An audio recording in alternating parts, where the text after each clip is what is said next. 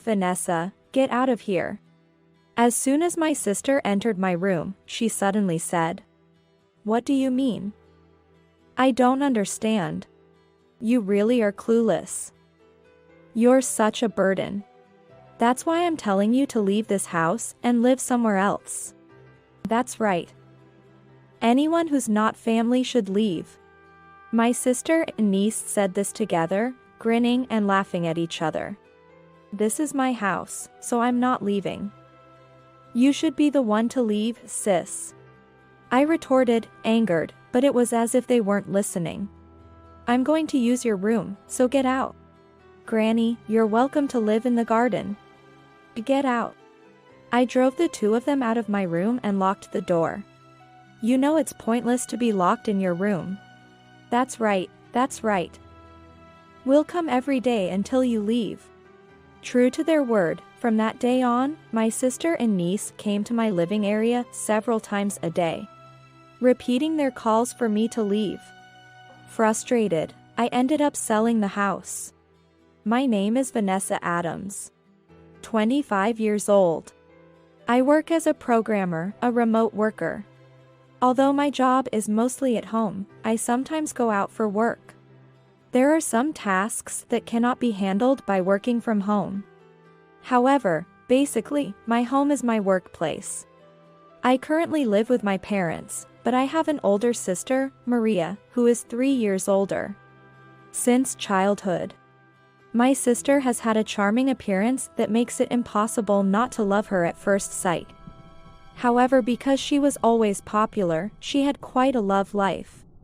In middle school, she barely attended school, and upon graduating, she moved in with her boyfriend at the time. Still unmarried, she gave birth to a girl at the age of 16. They did get married officially after that, but divorced 5 years later. She returned to our parents' home with her daughter. The reason for the divorce was my sister's infidelity. She could never settle for just one man, and apparently had affairs with multiple men behind her husband's back.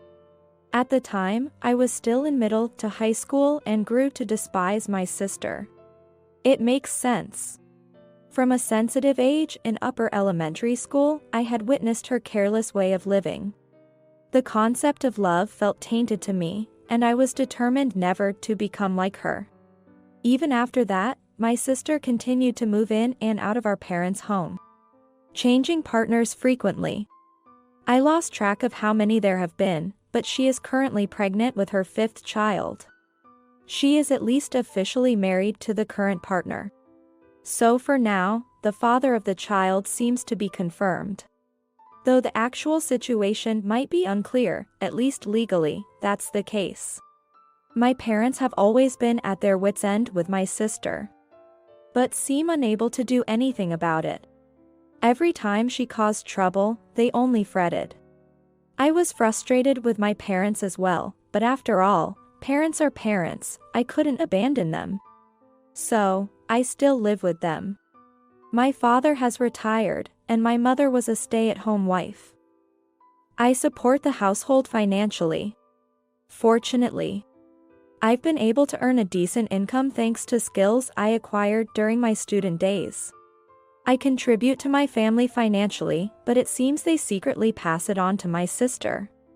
I think it's their right to use the money I give them as they wish. But it frustrates me to think that my sister might be wasting it carelessly, almost as if throwing it away on the street. From the moment I became aware of my surroundings, my sister was treated like a queen. My parents let her do as she pleased while disciplining me strictly. I heard that shortly after I was born, my paternal grandmother passed away. She had doted on my sister as her first grandchild, especially because of her adorable appearance. As a result, my sister became unbearably spoiled and uncontrollable. So my parents decided to be strict with me, at least. But that was their choice, something a young child like me couldn't understand. I always wondered why I was the only one being scolded, even though my sister was doing as she pleased. That's how I've felt all my life. Looking back, I'm grateful I didn't end up like my sister, but still, There's a lingering resentment towards my parents.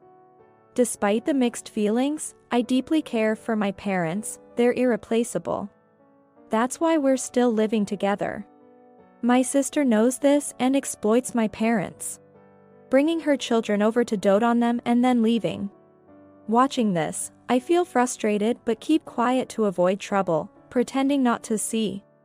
I realize that tolerating my sister's selfish behavior might be enabling her. But I've always thought it best to avoid stirring things up, keeping to the mantra, let sleeping dogs lie. Then, a minor incident occurred one day. A major storm caused significant damage to our house. It was an old house, over 50 years old, originally belonging to my father's family. The damage was so severe that repairs were unavoidable, though it had been manageable up until then. The cost estimate for the repairs was unexpectedly high. The house was falling apart in many places, and fixing one area would likely lead to problems in another, a never-ending cycle. What if we just rebuild it? I suggested this to my parents. They were surprised but also pleased, saying they'd agree if I was okay with it. After all, I would be the one paying, so they had no complaints. Considering the future, I want to make it a two-family home. My parents happily agreed, thinking it would be best for when I eventually marry. Even though I have no boyfriend and no plans for marriage, my real intention was to have a place for my sister and her family to stay without imposing on my parents' living space. Apart from the oldest niece, all of my sister's children are boys. It's possible they all have different fathers. She was involved with various men at the time. My niece, Piper, is older because my sister's first marriage lasted 5 years.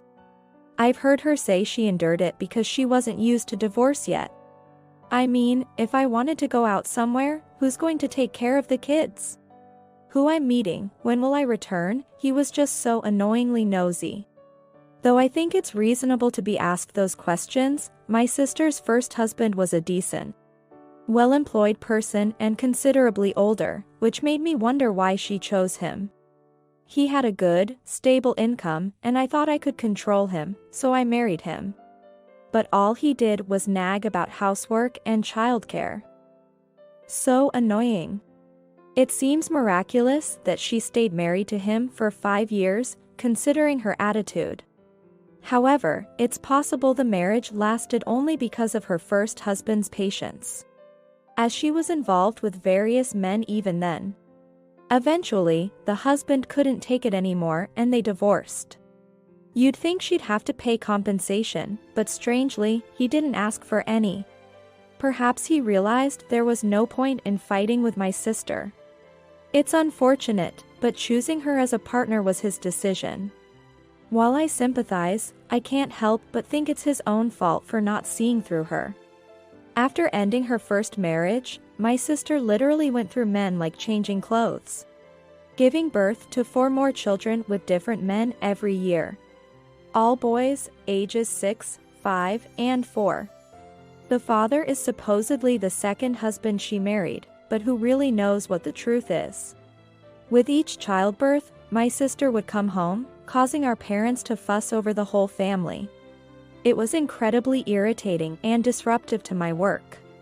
And then, my parents would expect my help, which is why I thought of building a 2-family home. During the reconstruction of our house, my sister was unusually quiet. Maybe one of her many husbands was handling her well. Or it was just because she had recently given birth to her youngest son. I'm not sure. Maybe it was because there was no house to return to, which might explain the peace.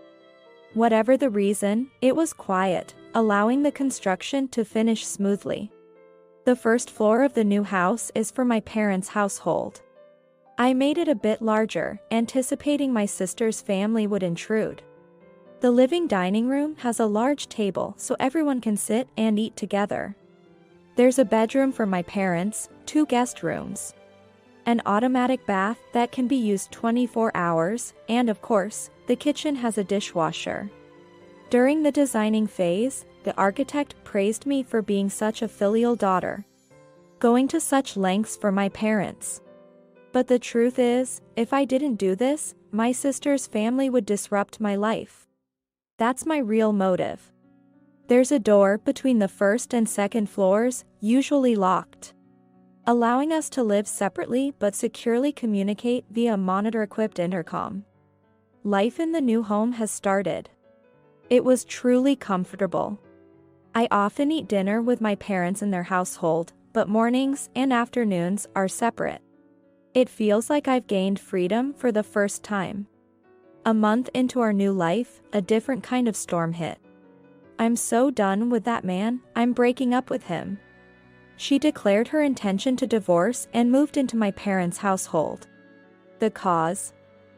Her infidelity, again. It's more accurate to say she was kicked out rather than she left. How many times has it been? Truly incorrigible. And can you believe it? He's asking for compensation. Apparently, a paternity test revealed her youngest son wasn't his. It's understandable that he'd want compensation. Yet my sister was fuming as if she was the one wronged. And he won't acknowledge the kid as his own. He's filing some paperwork to declare the child as someone else's. She's likely talking about a disavowal of paternity. If the child remains legally his, it could lead to complications later. It seems a logical step to take. Such a narrow-minded man. Good riddance, I'm better off without him. I feel so relieved to be free. My sister says this with a clear conscience, seemingly oblivious to the irony. I'm not going to pay any compensation, and I'll even make him pay child support. Thinking it's impossible, but feeling free to think so. From that day, the life of 8 people began in the parental household. My parents, my sister, and her 5 children. I was genuinely glad I had made it a 2-family home. However, about a month after my sister moved back, her family started invading my space. I'd prefer if you didn't come in while I'm working. When I told my sister this, she replied, "You can't expect little kids to understand that. You'd know if you had kids of your own." Far from stopping them, she practically chased her children into my living area. The most troublesome was my 12-year-old niece, Piper. She would take clothes from my closet whenever I was away, regardless of what I said. No matter how much I complained, it never stopped.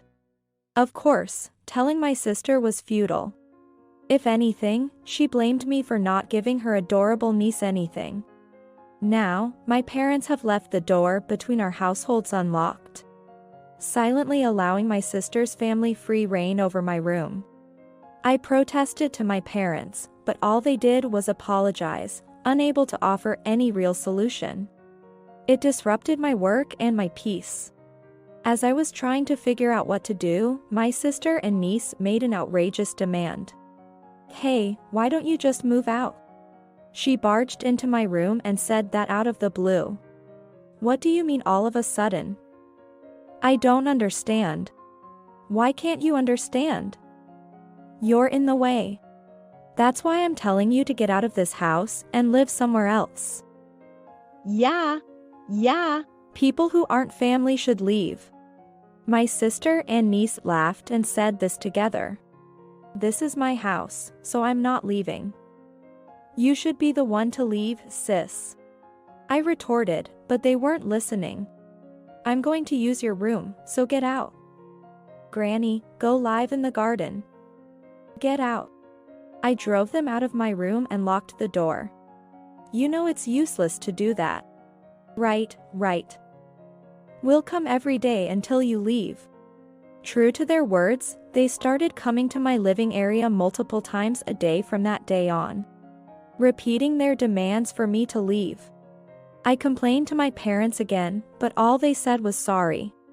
Unspoken was their wish that, if my sister's family would quiet down even a bit, it would be better if I just left. Oh, I see. I felt something click inside me. Enough. There's not a single ally for me in this house. Fine, I get it.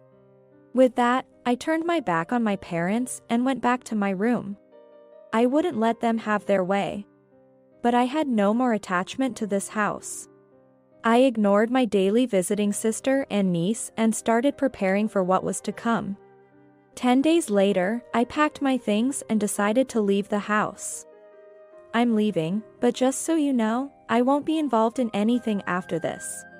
Hearing this, my sister and Piper high-fived triumphantly. Don't care. Now we can live comfortably with just our family. Good riddance to bad rubbish. Thank you for everything. I said this to my parents. Both of them looked troubled. But there seemed to be a sense of relief somewhere in their expressions. It had been like this since we were children. My sister would be selfish, cry, and throw tantrums, and I would endure it. Then, my parents would look relieved and say they were sorry for making me endure. But that was all they would do. Just words, nothing more. Remembering this filled me with frustration and emptiness. I couldn't believe that even in the face of such a significant issue, my parents' attitudes remained the same. It confirmed that my decision was correct. I couldn't help but laugh. I decided to cut ties not only with my sister but also with my parents. I had always thought there was a debt of gratitude for raising me. That they were my parents by blood. But now, I think blood ties mean nothing. Everyone in this house is related to me by blood, yet not a single one is on my side. I left the house keys on the table and walked out alone. For the time being, I will live in a short-stay apartment. There's a lot I need to do. My work has fallen behind because of them. From here, I'll rebuild my life and walk towards a new future. A week after I moved into the short-stay apartment, my smartphone rang loudly in the middle of the night. It was from my family's home phone number, but when I answered, it was my sister's voice. She was yelling about something, but I couldn't understand what she was saying. Holding the phone slightly away from my ear, I realized I didn't even know my sister's phone number. When I remained silent, her voice eventually faded. Perhaps she tired herself out from all the yelling. Finally, it seemed like we could talk. Hey, what's up? What's up? Are you kidding me? What's this all about? I had a pretty good idea of what she wanted to say. Today, the real estate agent told us the house has been put up for sale. Yes, that makes sense. I listed it for sale recently. So I figured it would happen soon. How dare you do something like that without my permission? This is a joke. Cancel it right now. The joke was on her. Why would she think she needed to give her permission to sell that house? My sister had no rights to that house. I decided to explain it to her. That house was originally mine. I built it with my money, in my name. So, it's my business what I do with it, get it? You're joking. That's not funny. It's not a lie. Why don't you check with Mom and Dad? After a moment of thought, she said. Even if that's true, the land belongs to Mom and Dad, right? I bought that too. So, the land is also in my name. When the house was rebuilt, I paid half of the land's price in cash to my parents. The price was halved because the land's heirs were supposed to be my sister and me. Perhaps my parents thought they would eventually leave it all to my sister. However, the situation changed when I decided to build a house there. The land was supposed to be partly mine to inherit. So, I paid for my sister's share and took full ownership. I did this to prevent my sister from later claiming she had rights and moving in. It was a precaution. I simply told my sister that I had bought the land from our parents in cash. And it was now in my name. She kept screaming it was a lie. But I told her to check the registry if she couldn't believe it and hung up. By now, my parents are probably being berated by my sister. But that's not my problem. I merely stated the facts. What they do with that information is up to my parents and my sister. As for the house, that's enough for now. Sure enough, it won't be long before my sister calls again to complain about another issue. As expected, I received another call from my family's home number 3 days later. It was indeed my sister, ranting furiously as before. I decided to wait in silence until she quieted down a bit. Speaking up in such situations only leads to loss. Hello, do you need something? Do I need something? What are you talking about? The exchange was exactly the same as last time. It felt like déjà vu. What do you mean? If it's about the house, I believe I explained that already. It's not about the house. What did you tell my ex-husbands? So, it was about that. But, notably, she said husbands rather than a husband, which explains everything. I don't think I said anything particularly odd. Lies, all lies. Why does my sister always accuse me of lying? Because of you, they're saying they won't pay child support. Well, I guess nobody wants to pay child support for a child that isn't theirs. Mind your own business. Mind my own business. Maybe she's right. But I did reach out to the men purported to be the fathers of my sister's children, merely wanting to get back at her for trying to take the house I had painstakingly built as my final home. A bit of payback seems fair, doesn't it? First, I contacted my sister's first husband, the father of my niece, to inform him about my sister bringing my niece and nephews to my house because they apparently had nowhere else to live. I wondered aloud whether living with their father might not make them happier. According to my sister's first husband, he's remarried and has a new family now. He hasn't seen Piper since the divorce from my sister, and only wants to maintain a relationship through child support payments. So, I reassured him with relief in my voice. That's good, paying child support means your daughter is indeed yours. He seemed confused by what I meant, so I added, somewhat flustered. Well, the reason she was kicked out this time was because the child born wasn't her husband's, so I just thought. I ended the call saying he shouldn't worry about it, it's none of his concern. It seems that he told my sister if the niece isn't his child, he would stop the child support payments and demand repayment for what he's already paid until a DNA test confirms paternity. For now, he's halting all payments. If the child is indeed his, he'll resume the payments, so there should be no problem. Next, I called my sister's second husband, the legal father of the 3 older nephews, conveying that since my sister's family had come to my place, perhaps the children would be better off living with their biological father. I included the reason for my sister's latest divorce, and suggested that if the 3 boys were indeed his children, they'd be better off with him than with a mother like her. The result was the same. The second husband stated he wouldn't pay child support if the children weren't his. If they were, he'd take custody. Either way, the child support payments my sister relied on would stop. This seemed to be her biggest concern. After all, the child support for 3 children amounted to a significant sum.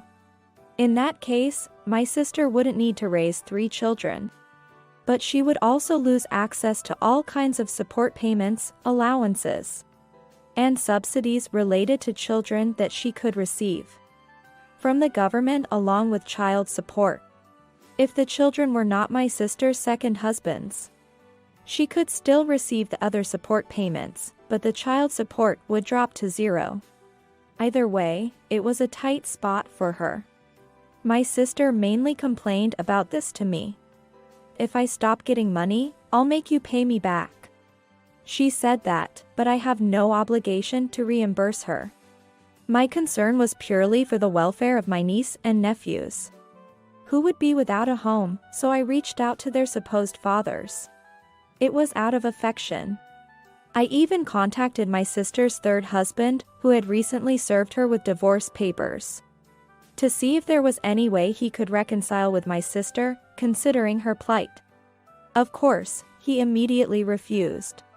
Moreover, he said that the divorce papers hadn't been filed yet, and urged me to get my sister to sign and return them as soon as possible. I also reached out to several men who were clearly involved with my sister, telling them she had moved in and was in trouble, asking if they could help in any way. But it seems they've all gone incommunicado. They probably wanted to avoid getting entangled in her issues. If it turns out that any of my sister's children are theirs, they might end up having to pay child support, or even face compensation claims from former husbands. I would also decide to run in that situation. Everything is a mess because of you. You have to compensate me. She continued to insist, but of course, I had no intention of doing so. Have you made any progress with the moving preparations? Huh? The real estate agent must have told you to vacate, right? I heard there might be a buyer interested, so they contacted me too. It's true. The house being new and custom built had attracted several inquiries. The location was quite favorable. It wasn't very close to the station, but a major highway was nearby, offering good bus services late into the night and decent access to the station front. That's why I had wanted to continue living in that house. It would have been convenient for moving around even as I got older. Hospitals were also close by. Above all, I considered my parents' situation. Before I would age, they would definitely grow older and weaker. But they chose my sister over me, so she can take care of them from now on. That's why you better find a new place soon. Otherwise, you'll end up homeless. You need to do something. I've been kicked out and have to find a place for myself. Good luck with your search. Bye. I said what I wanted and turned off my phone. I can't block them yet, as I need to see how this unfolds. But once it's all over, I'll cancel this phone line. Soon after, a buyer was found for the house. The real estate agent managed to evict my parents and my sister's family, seemingly by offering a small amount for relocation, and threatening legal action if they refused to leave. Surprisingly, the paternity tests confirmed that the eldest daughter was the child of my sister's first husband, and the 3 boys were indeed the children of the second husband. Under normal circumstances, this would not be surprising. But with my sister, even this was unexpected. Fortunately, the eldest daughter will continue to receive child support, but the 3 nephews will be taken by their father. At least that was a good outcome. Now, my parents, sister, eldest daughter, and the youngest child live in a small apartment. My sister tried to contact various men she had been involved with for child support for the youngest. But unsurprisingly, she couldn't reach anyone, thwarting her plans. Somewhere out there, there must be the real fathers of my sister's children. But she herself has no idea who they might be, leaving the situation without a solution. From the 3rd husband, she has been continually pursued for compensation. And reluctantly, my sister has had to start working.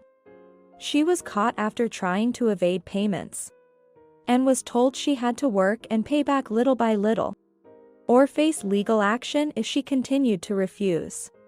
Just like when she was forced to leave our house, when faced with legal threats. Even my sister seems to back down, and now she quietly continues to work. After leaving middle school, getting pregnant, and marrying, my sister, who had always depended on others, for the first time had to work. It's uncertain how long this will last, but I hope she can at least try her best. Perhaps because my sister has calmed down, my niece, who used to be a spitting image of her mother in selfishness and willfulness, has started to take care of her younger brother. When they were moving to their current apartment, she didn't want to live in such a cramped space and asked to live with her father instead. When he refused, she came back dejected.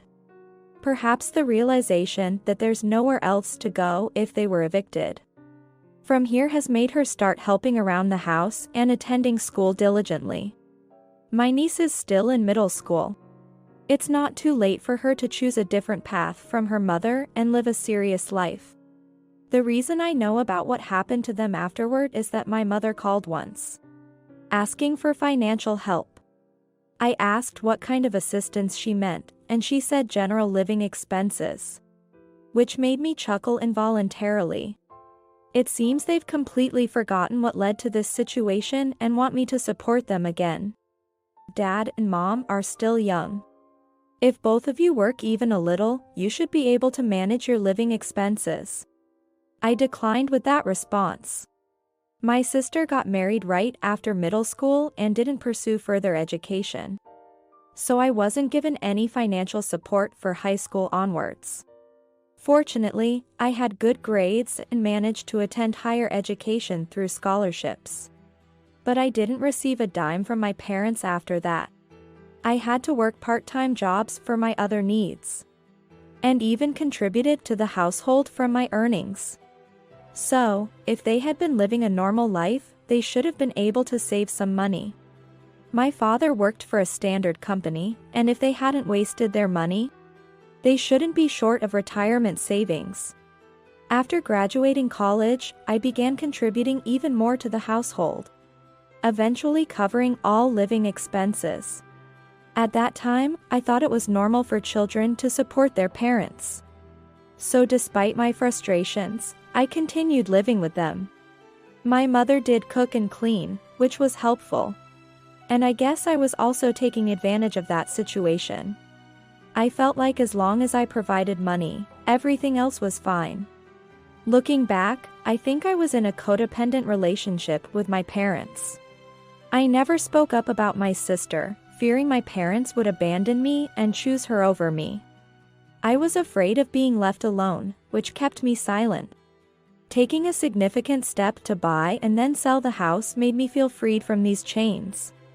I've always felt overshadowed by my sister, holding on to a hope that my parents would someday pay attention to me. It might sound cold, but my parents are still capable of taking care of themselves. If they truly find themselves in dire straits, I'm willing to help, but not yet. Helping now would only revert things to how they were, likely leading me to support my sister again, and she would probably quit her job. That could influence my niece to follow in her mother's footsteps, given how much they resemble each other. Now, for the first time, I feel free. Going forward, I'll focus solely on my happiness.